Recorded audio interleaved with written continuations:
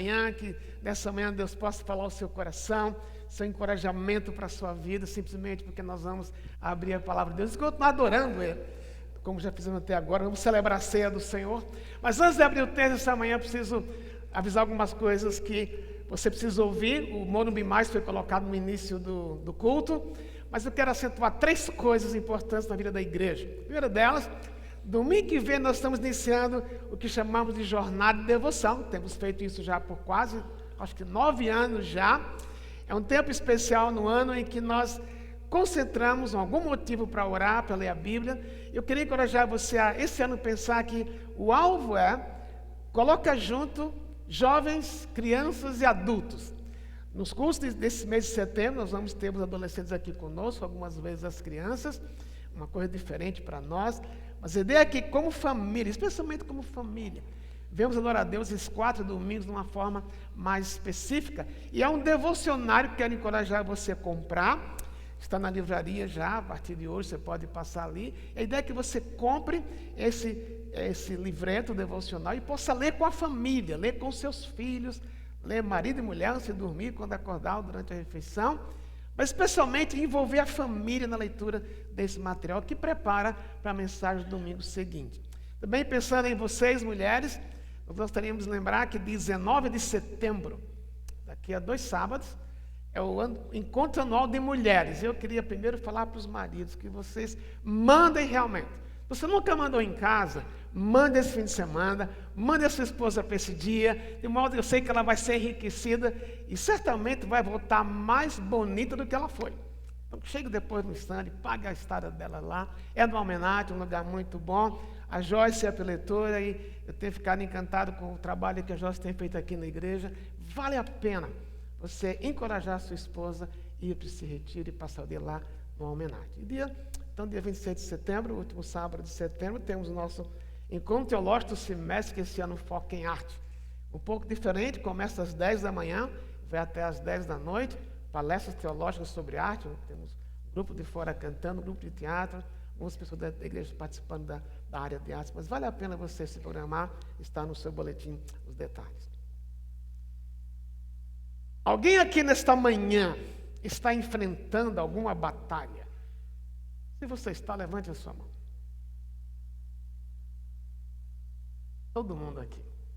Alguns estavam mais tímidos. E eu creio que quando a gente enfrenta a batalha, talvez a primeira reação quando a gente é assaltado por ela, é perguntar talvez, onde está Deus nisto? Ou porque Deus deixou isso acontecer comigo? Essa semana, o mundo inteiro vai lembrar o evento 9 de setembro, lá nos Estados Unidos, quando aquelas torres caíram. E algumas histórias muito interessantes de reações. Lembro especialmente de uma família que, vendo o acidente pela televisão, vendo os aviões derrubando aquelas torres, uma das histórias foi, a esposa sabia que o marido estava no prédio, no primeiro prédio que o avião bateu, e a primeira pergunta dela foi, e agora o que eu faço? Certamente meu marido não vai voltar para casa hoje à noite. E agora, Deus? E às vezes, interiormente, nós também falamos, e agora, Deus? Às vezes é um diagnóstico que a gente nunca esperava receber, de um exame, que aparentemente era um exame sem muitas consequências, ou às vezes é um emprego que, nesta época da crise brasileira, podemos ser assaltados, estamos prevendo que vai acontecer. Às vezes é uma morte prematura de alguém que a gente ama, como especialmente a Isa perdeu um filho essa semana. Mas todos nós, de repente, nos encontramos numa batalha. E na história de Judá, o reino do sul de Israel, não foi diferente. Naquela época, a performance de um rei era baseada no número de vitórias que ele tinha nas batalhas. Naquela época, somente cerca de 100 anos depois que Davi morreu, especialmente para o reino do sul, brigar, lutar contra principalmente os sírios, era algo comum. E certamente todo rei tinha a vontade de deixar um legado dizendo, venci 10 das minhas 11 batalhas. Era comum lutar. Fazia parte do ego de um rei, não somente em Israel, em Judá, mas de todos os reis da região, derrotar os seus inimigos. E assim era na vida de Israel. E hoje de manhã, vamos ver uma situação totalmente diferente como é que o rei lida com uma batalha. E o autor de Crônicas, livro de Crônicas, tinha em mente especialmente mostrar algo para os seus leitores, que Deus estava acima de qualquer batalha.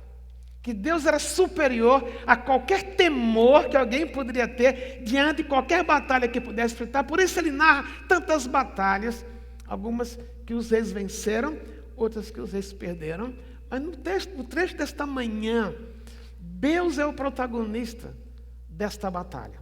E eu convidei o Fadigas para vir até aqui à frente, para ler para nós parte do texto desta manhã. Nós vamos basear nossa mensagem em 2 Crônicas, capítulo 20. É um capítulo longo, nós vamos olhar para 29 versículos, eu vou ler aos poucos, mas eu creio que nesse versículo tem uma oração das mais, teologicamente falando, perfeitas. Não sei se tem oração perfeita, mas em termos teológicos, é uma das orações mais reais que alguém poderia fazer para Deus. É parte do nosso texto. Eu pedi que o Fadigas lesse para a gente, e você pode acompanhar, tanto ouvindo como no seu texto, 2 Crônicas, capítulo 20.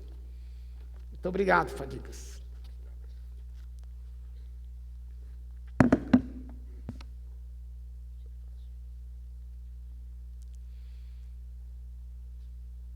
Segundo livro de Crônicas, capítulo 20, os versículos de 5 a 12.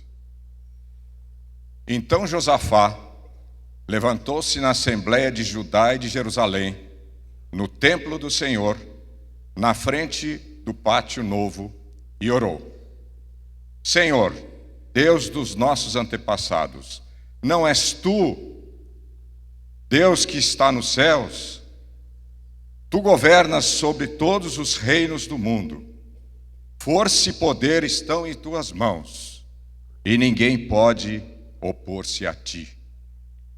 Não és tu, nosso Deus, que expulsaste os habitantes desta terra perante Israel, teu povo, e a deste para sempre aos descendentes do teu amigo Abrão? Eles a têm habitado e nela construíram um santuário em honra do teu nome, dizendo: se alguma desgraça nos atingir, seja o castigo da espada, seja a peste, seja a fome, nós nos colocaremos em tua presença diante deste templo, pois ele leva o teu nome, e clamaremos a ti em nossa angústia, e tu nos ouvirás e nos salvarás. Mas agora, aí estão amonitas, moabitas e habitantes dos montes de Seir, cujos territórios não permitiste que Israel invadisse quando vinha do Egito. Por isso, os israelitas se desviaram deles e não os destruíram. Vê agora como estão nos retribuindo, ao virem expulsar-nos da terra que nos deste por herança. Ó nosso Deus, não irás tu julgá-los? Pois não temos força para enfrentar este exército imenso que está nos atacando. Não sabemos o que fazer, mas os nossos olhos se voltam para ti. Amém. Amém. Obrigado, Fadigas. Quando eu chegar no céu, eu vou ter uma voz dessa, gente. Aqui está o conflito de um rei, que era avaliado pela sua performance nas guerras. É muito importante entender um pouco do contexto. Josafá, ele provavelmente era um tataraneto de Davi. Cerca de 100 anos Davi havia sido rei. Salomão sucedeu Davi, então se você olhar um pouco nos capítulos anteriores, vai perceber a história de como Josafá chega ao poder. Ele é filho de um rei chamado Asa. É um dos poucos reis que os autores dizem que eles andaram segundo o que Deus queria. Asa deixou uma marca na vida do seu filho, porque ele andou como Deus gostaria que o rei andasse, embora que cometeu alguns erros também. Ele conseguiu banir quase todo o espírito de idolatria no reino de Judá. Foi um rei vitorioso em guerra, mas ao mesmo tempo, por ter sido fiel a Deus, Deus não deixou que recebesse muitos ataques de exércitos ao redor, especialmente o exército da Síria. Asa morreu, Josafá subiu ao trono. E o texto diz que Josafá também era um homem que andava como Deus queria. Mas aconteceu um erro na vida de Josafá. Ele apaixonou-se pela filha de Acabe, que era o rei do reino do norte, o reino de Israel. E por causa disto, começou a adquirir algumas das práticas que o próprio rei Acabe tinha, que era um rei idólatra. E chegou um dia que Acabe convidou Josafá para lutar contra o rei da Síria. Por causa da fidelidade de Josafá, Deus deixou que Josafá e Acabe vencessem o rei da Síria, mas Acabe morreu. Quando ele volta para Jerusalém, um profeta levanta perante Josafá e diz: Josafá, por que é que você foi buscar ajuda de um ímpio em vez de depender apenas de Deus? Foi uma lição delicada para ele. Porque, movido talvez por interesses políticos, ou mesmo pelo fato de ter casado com a filha do rei Acabe, ele cedeu à pressão.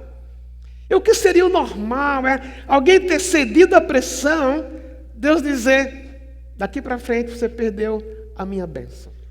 Então, nessa história, há um lado da graça de Deus sobre Josafá, um rei que, embora tenha andado com Deus, desobedeceu algumas vezes, como você e eu muitas vezes fazemos. Mas, em última análise, essa história, o protagonista da guerra é Deus. O protagonista da sua batalha é sempre Deus, não é você. Mas algo interessante também acontece, porque depois que Josafá volta dessa batalha junto com Acabe, ele atina pelo que ele havia feito de errado, ele promove uma espécie de campanha espiritual no reino de Judá, ele remove os balaíns, remove os postes ídolos, ele reforma o templo, de modo que o texto diz que foi no novo pátio que ele se reuniu para orar. Então havia uma espécie de, poderia dizer, de um avivamento acontecendo em Judá.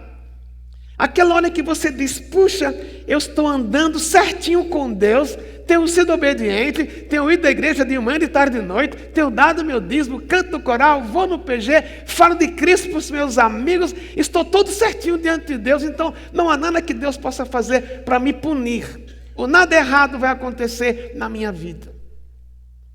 Tanto que o texto diz assim: depois disto, capítulo 20, versículo 1. Depois do quê?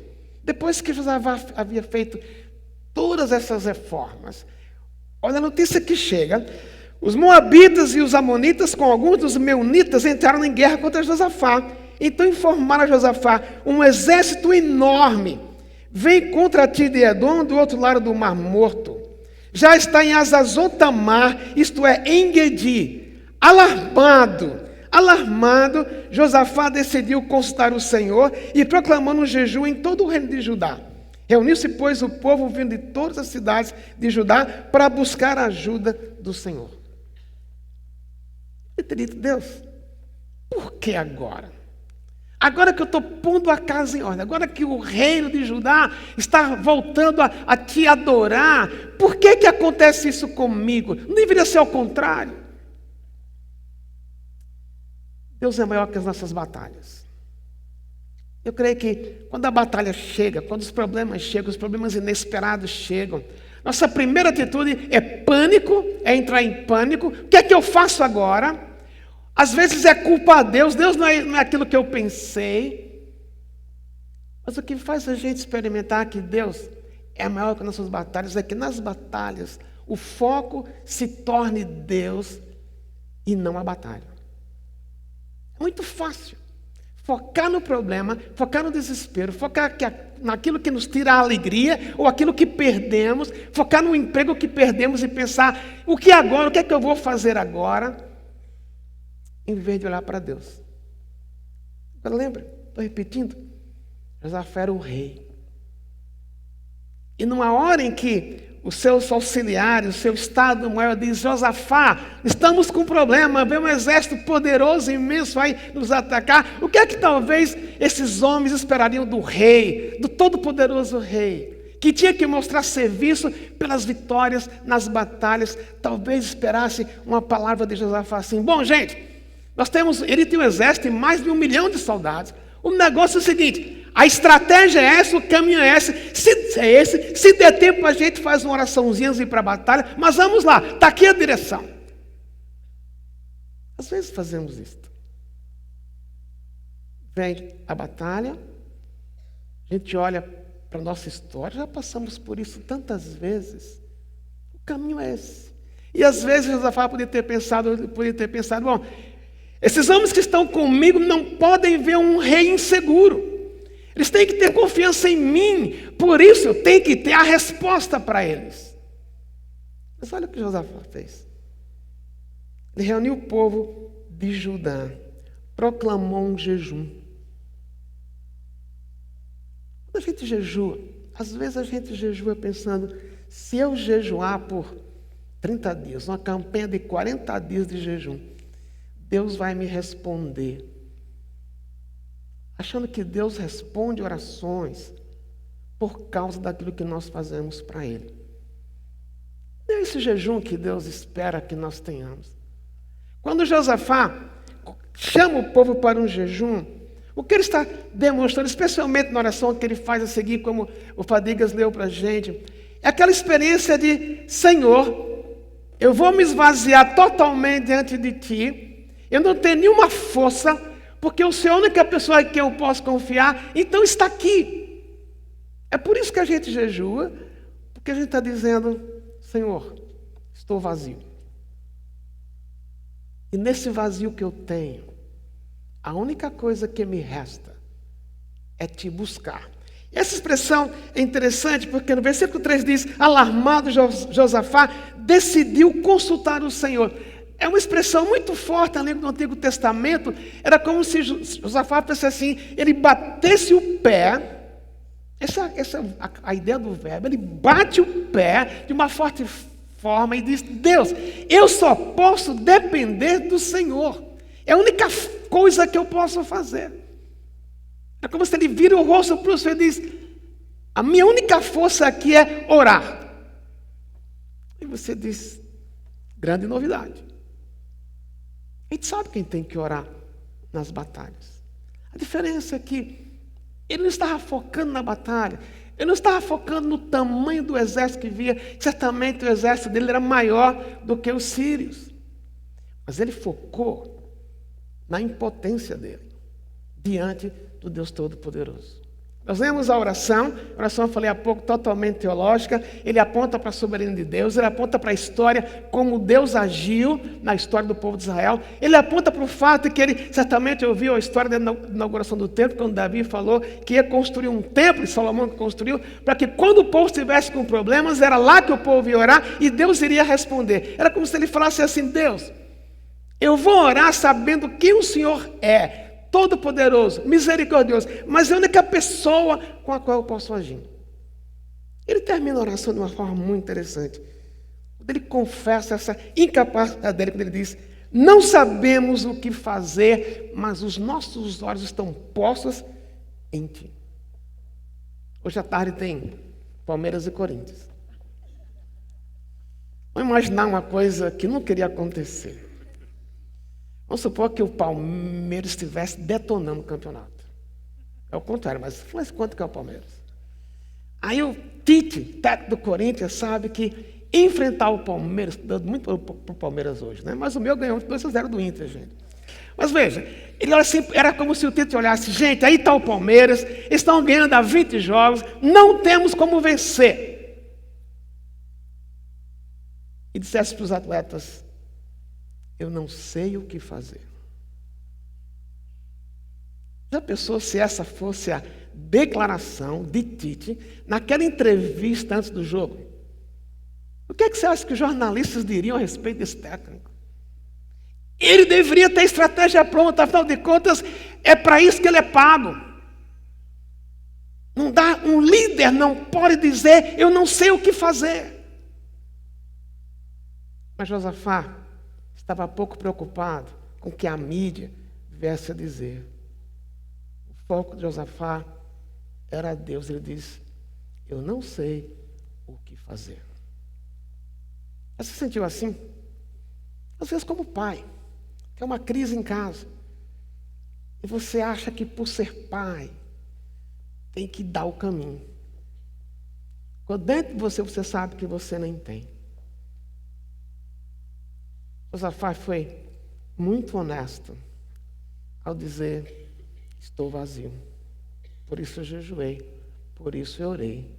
Eu não sei o que fazer. Por isso, eu só posso olhar para o Senhor. Deus é maior que nossas batalhas.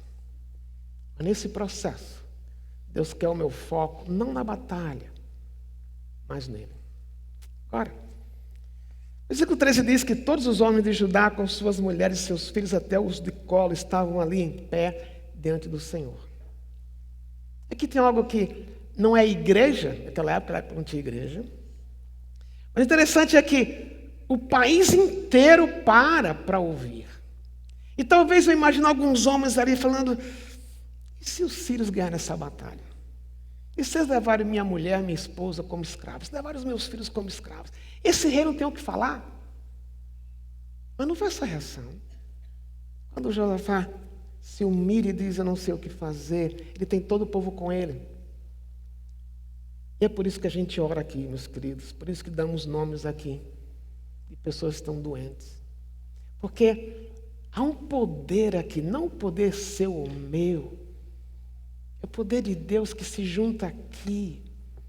Quando a gente diz: não sei o que fazer, estou perdido. Mas nossos olhos se voltam para Deus. Agora, versículo 14 começa a resposta de Deus. Então o Espírito do Senhor veio sobre Jaziel, filho de Zacarias, neto de Benaía, bisneto de Jeiel, trineto de Matanias, levita e descendente de Asaf, no meio da assembleia. Por que é que o autor coloca esses nomes todos? Cada nome tem um significado. Mas Zacarias significa Deus lembra. Esse profeta era filho de Zacarias. E a mensagem aqui tem a ver com a oração que Josafá fez. Se Deus é aquilo que eu ouvi, eu estou lembrando que o que Deus prometeu, Deus vai cumprir. A resposta é interessante. O profeta diz: escutem todos que vivem em Judá, em Jerusalém, e o rei Josafá. Assim lhe diz o Senhor. Talvez, se eu estivesse ali, ou eu mesmo fosse Josafá, eu ia dizer: bom, se o profeta vai falar, agora vem a estratégia para vencer o rei da Síria. Porque é isso que eu esperava, que Deus me dissesse. Se eu fosse rei: olha, você vai vencer o rei da Síria, por 300 homens na frente, 300 lá, 300 na frente, 300 atrás. Use lance verde e pedra de fogo. Talvez a estratégia. É isso que eu gostaria de ouvir se eu fosse rei. Se eu estivesse desempregado e alguém dissesse para mim: eu tenho uma palavra do Senhor para você, eu perguntaria: qual é a próxima empresa que eu vou? Qual é o salário? Porque é isso que a gente espera. A gente espera um alívio. Mas a palavra do profeta foi vindo da parte de Deus: não tenham medo nem fiquem desanimados por causa desse exército enorme. É interessante que ele bate na medalhinha. Ele fala que realmente o exército é grande. Mas ele diz: não fiquem, não tenham medo, nem fiquem desanimados. O profeta não disse em nenhum momento que eles iriam vencer a batalha. O profeta não disse em nenhum momento que ia contratar alguns exércitos ao lado de Israel para vencer os sírios. Ele disse simplesmente: não tenha medo. Esse verbo aparece mais de 600 vezes em toda a Bíblia. Não tenha medo. Jesus disse: no mundo tereis aflições, mas eu venci o mundo. E não dá para eu desligar no meu coração, na minha mente, o botãozinho do medo e não ter medo. Todos nós temos medo, menos o pastor. Eu estava no hospital há um mês e pouco atrás. E foi lá que Deus, estava ali na minha leitura sequencial no Antigo Testamento. Eu fiquei parado uns 5, 6 dias nesse texto, justamente por causa dessa expressão. Não tenha medo. Eu pensei que Deus podia me levar. Eu pensei na minha mulher, nos meus 2 filhos. Pensei na igreja, como se eu morresse aqui ia acabar. Afinal, quem acha que a gente é Deus. Não tenha medo. e não desanime. Só que a frase não termina aí. E aquilo que é o cerne dessa história é quando ele diz: a batalha não é de vocês, mas de Deus. É por isso que você e eu podemos não ter medo. É quando, além de admitir a minha incapacidade, a minha impotência, a minha insegurança, o meu medo, é poder ouvir de Deus: a sua doença é minha também. O seu desemprego é meu também. O seu casamento está se despedaçando, a luta é minha também. Os seus medos, as suas perguntas sem resposta que você tem, elas são minhas também. Se são minhas, eu sou acima das suas batalhas, deixe que eu cuide, deixe que eu cuido. E aqui está o nosso grande desafio, é quando eu estou numa batalha, embora que eu sei que Deus é maior que minhas batalhas, eu lembrar que aquilo pelo qual eu estou passando, eu não estou sozinho, porque Deus diz: se eu estou em Jesus, aquilo que acontece comigo tem a ver com Deus. Só que às vezes eu não entendo os processos de Deus. Creio que tem 3 formas que Deus muitas vezes age em nossa vida quando os problemas vêm. A primeira delas é que Deus nem deixa a gente saber as batalhas que nós iríamos enfrentar. Eu tenho na minha mente uma ilustração muito clara. Eu morei 14 anos em Atibaia. Naquela época, a Fernão Dias não tinha pista dupla, era a única pista. Era uma única pista. Muito perigosa. Perdemos 3 amigos na Fernão Dias. E eu, como sou um bom motorista, achei: nunca vou ter acidente aqui. Eu sou um péssimo motorista. Já levei muito porque eu não dei certo para mudar de faixa. Já esqueci meu dia de rodízio. Sou meio desligado no trânsito. Bem que tem minha mulher quando vai comigo, que me ajuda a não me perder ou não bater. Eu fico imaginando, eu acho que quando eu chegar no céu, eu vou saber quantos acidentes Deus me protegeu na Fernão Dias. Coisa que eu nem sei. Como você também. Algumas lutas que você sabe que você teria, mas antes delas surgirem, Deus as venceu por você. Outras lutas são como essas. Deus deixa as batalhas surgirem, só que Deus está com você nelas, porque elas não lhe pertencem. Não pertencem apenas a você, pertencem a Deus também. E tem outras batalhas que, talvez da sua perspectiva, da minha perspectiva, eu perdi. Na verdade, não perdi. Quando eu perco alguém que eu amo, ou por doença, ou por acidente, a gente estava orando, e aquela pessoa morreu. Eu estava orando, e eu perdi meu trabalho. Perdi? Não. Deus sabia. Se alguém que eu amo morreu, em vez de eu me sentir culpado, será que eu devia ter orado mais? Será que eu devia ter jejuado mais? Não. Porque também esta é uma forma que Deus lhe dá vitória nas batalhas, especialmente porque morte é a passagem para a glória de estar com Deus. Aqui Deus está no meio da batalha com eles. Deus diz: a batalha não é sua, é minha. E o princípio aqui é que Deus é presente. Não é Deus estar presente, porque o verbo estar nessa forma carrega uma ideia de passageiro, de um tempo passageiro. A ideia é: Deus é presente com você e comigo nas minhas lutas. Como é que Ele age? Cada vez de uma forma diferente. Aqui Ele diz: tenham fé. Vocês não vão precisar lutar. Aí fica meio estranho. Está voltando a Corinthians e Palmeiras, né? Então, são os fatos que Deus falasse para o Tite: Tite, você põe um time em campo, mas você não vai jogar. Não é loucura isso? Uma coisa que Deus diz: tenha fé, confie, tome a sua posição. Você vai pôr o time em campo. Quem é zagueiro vai ser zagueiro, quem é meio de campo vai ser meio de campo, quem é atacante vai ser atacante. Põe o time em campo, tome posição. Está sem trabalho, continue mandando convite. Está doente, continue indo para o médico, continue tomando remédio, continue pesquisando. Casamento está difícil, continue amando a sua esposa, mesmo que ela não mereça, continue amando seu marido, mesmo que ele não mereça.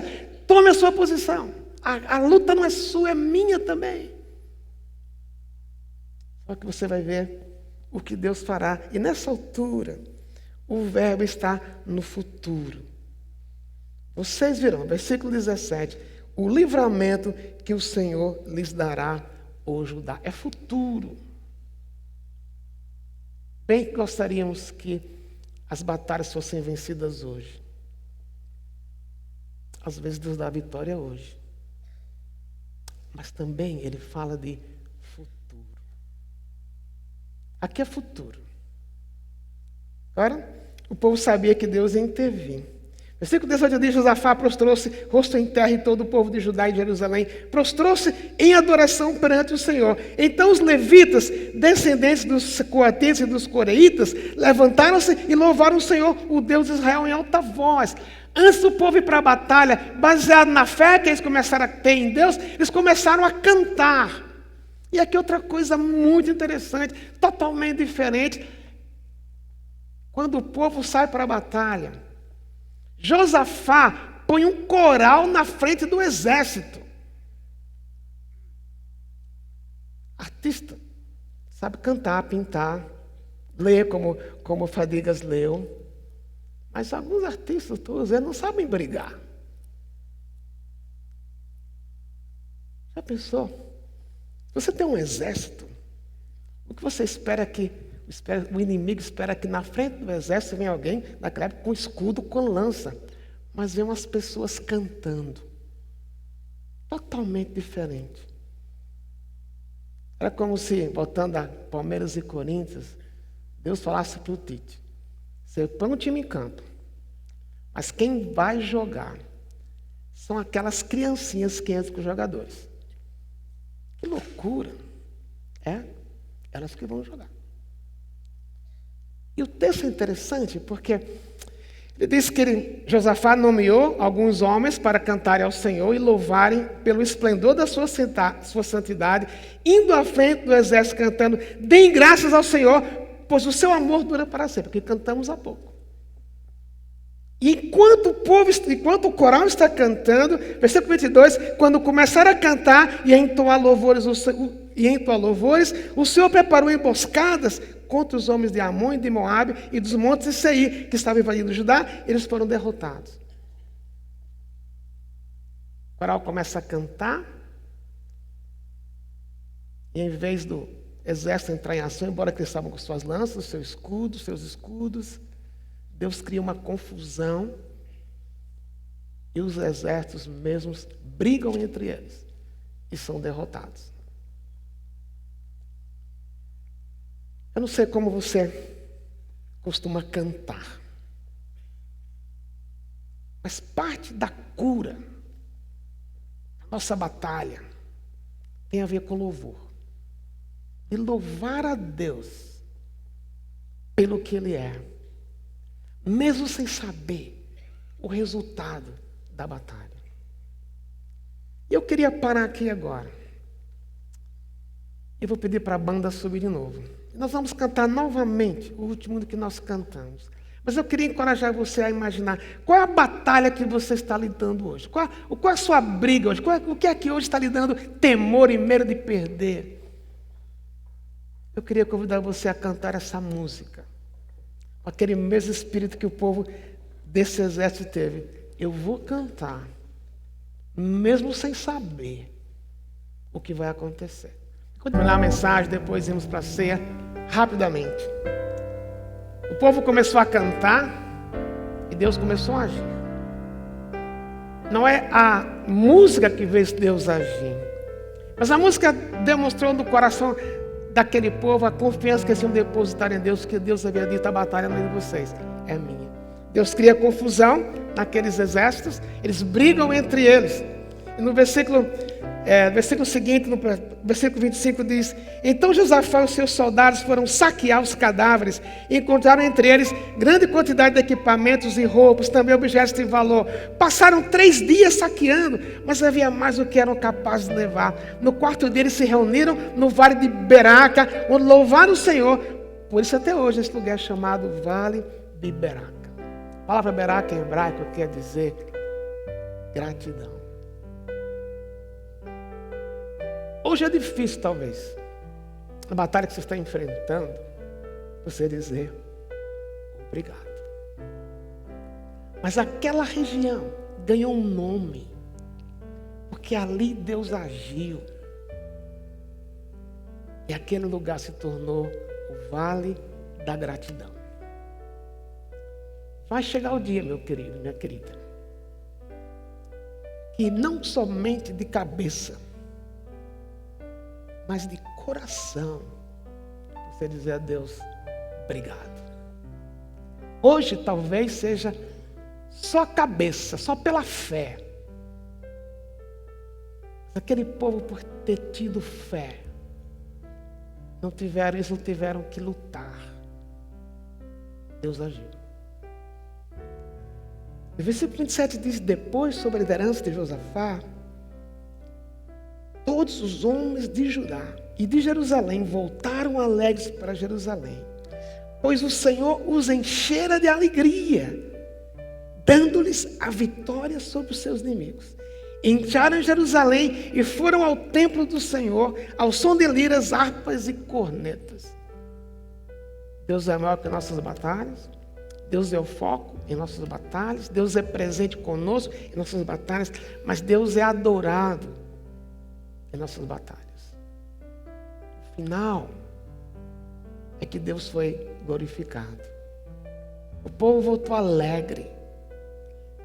Eles foram celebrar no templo. Dizer a Deus, glória ao teu nome. Hoje, talvez, nas nossas batalhas, a gente talvez não esteja vendo nenhum motivo de dar glórias a Deus. Há 2 semanas, sentei com um casal aqui da igreja. E viu, nessa crise que o Brasil está passando, viu os seus negócios totalmente desmoronando. Colocaram a única casa que tinha uma venda, depois de 3 tiveram que vender, e nem conseguem vender por causa da crise. Talvez esperavam de mim, o que é que eu diria como pastor? Só por dizer, hoje não dá para dar graças de coração. Nós vamos orar, e um dia nós vamos dar graças de coração. Hoje é pela fé. Quando a batalha terminar, Deus vai ser glorificado. Porque é para isso que a gente vive. Talvez a oração mais desafiadora que você e eu podemos fazer não é dizer para Deus, Deus me alivia. Não é dizer, Deus me dá meu esposo ou minha esposa de volta. Ou dizer, Deus me dá o meu negócio de volta. Deus me dá a minha saúde de volta. Mas orar a Deus, eu quero pedir que nisto o Senhor seja glorificado. E quando Deus é glorificado, a nossa vida é abençoada. Obrigado por ter ficado em pé. Eu quero convidar você para depois nós vamos sentar e celebrarmos a ceia do Senhor. Eu não sei qual é a batalha que você está enfrentando hoje. Mas à luz do que a gente ouviu, que Deus é o foco da nossa batalha e não a batalha em si. Que Deus é presente conosco e age de formas que a gente nem imagina. Como Ele mandou que ia na frente do exército, era um coral cantando. Não foram os melhores guerreiros. E que Deus é glorificado em nossa batalha. A batalha que você está enfrentando hoje, meu querido e minha querida, é de Deus também. Por isso, entregue-a na mão de Deus. Por isso, diga de coração, se for preciso, Deus, estou lutando por mim mesmo até hoje. Eu quero continuar fazendo o que é certo nisto. Mas eu quero totalmente depender de Ti. A batalha é de Deus também. Obrigado, Senhor, porque Tu és Deus. Porque Tu és o vitorioso. Porque é para isso que a gente vive. E oro por mim e por cada um de nós aqui. Que a gente não perca isso de vista. Que a batalha é do Senhor também. E agora, quando vamos celebrar a ceia, queremos celebrar a maior batalha que nós teríamos, não teríamos como vencê-la, que era a batalha contra o pecado. Mas Jesus venceu por nós. Queremos comer esse pão, beber este cálice, com essa gratidão. Lembrando que a Bíblia diz que precisamos nos preparar para este momento. Se você já conhece Jesus como seu Salvador, você é convidado a participar dele. Mas também a Bíblia diz para a gente se preparar com o momento de confissão. Quero convidar as pessoas que vão subir o pão e o cálice para subirem até aqui. Mas enquanto isso, tome esse tempo de confissão. Talvez a confissão comece até com medo que eu tenho, que você tem, das coisas saírem do nosso controle. Mas seja o que for, tome esse tempo de confissão.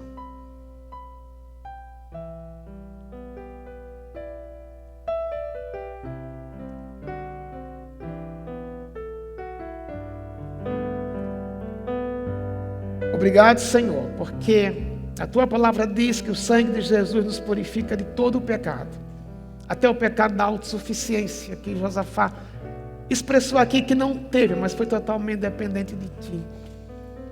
Obrigado, porque não há nenhum pecado que o sangue de Jesus não toque e não limpe. Agora queremos comer o pão com essa gratidão, que a maior batalha que teríamos para vencer foi o Senhor que venceu por nós. Por isso queremos Te adorar enquanto comemos o pão e bebemos o cálice. Em nome de Jesus oramos. Amém. Podemos nos assentar. No tempo de Josafá, Jesus não havia morrido ainda, mas havia um senso de que Deus estava agindo na vida deles. Cada vez que levavam um cordeiro no templo para ser sacrificado, aquilo era uma lembrança. Um dia o cordeiro de Deus vem e o corpo dele, não é o corpo mais de uma ovelha, será sacrificado. E para que a sua vitória contra o maior inimigo, que não é o rei da Síria, o nosso maior inimigo é o pecado. O pecado que tem o poder de nos separar eternamente de Deus. Essa batalha não tinha nada que nós pudéssemos fazer para vencer. A consequência seria funesta. A eternidade num lugar chamado inferno. E o maior fogo do inferno não é o fogo em si, é o fogo da separação eterna de Deus. Mas para que você vencesse e eu vencesse, Jesus morreu em nosso lugar. E o corpo dele, dado em nosso lugar, foi o preço que Deus estabeleceu para que você e eu tivéssemos a vitória.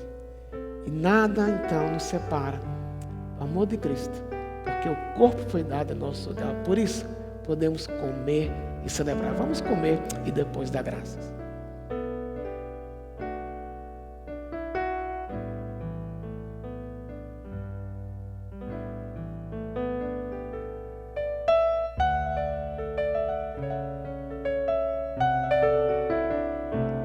Na última noite com os discípulos, antes de ir para a crucificação, o Senhor Jesus teve a última ceia com ele.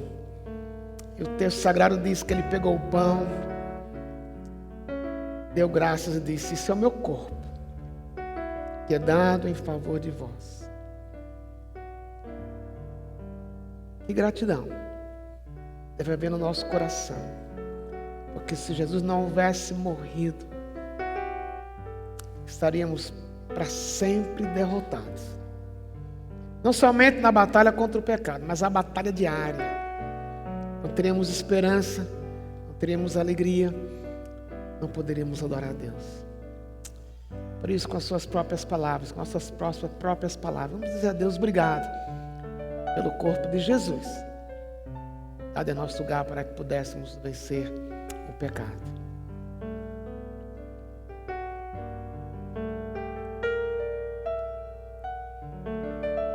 Amém. Vamos agora receber o cálice que simboliza o sangue de Jesus, que nos purifica de todo o pecado. Vamos todos receber e depois bebermos juntos. Na última noite com os discípulos, eles não entenderam muito bem o que aconteceria e talvez, ao saber que Jesus iria morrer como ele anunciou, poderia soar para eles um senso de derrota. Nosso líder vai morrer. Mas precisou Jesus morrer, derramar o sangue dele, para que a garantia de vitória sobre o pecado pudesse permanecer. E por causa desse sangue simbolizado nesse cálice, não há nenhum pecado que o sangue de Jesus não cubra. E por causa disso, a sua filiação, Filho de Deus, nunca vai desaparecer. Por isso ele diz: O sangue de Jesus nos purifica de todo o pecado. Então agora, com gratidão, vamos tomar o cálice e depois dar graças.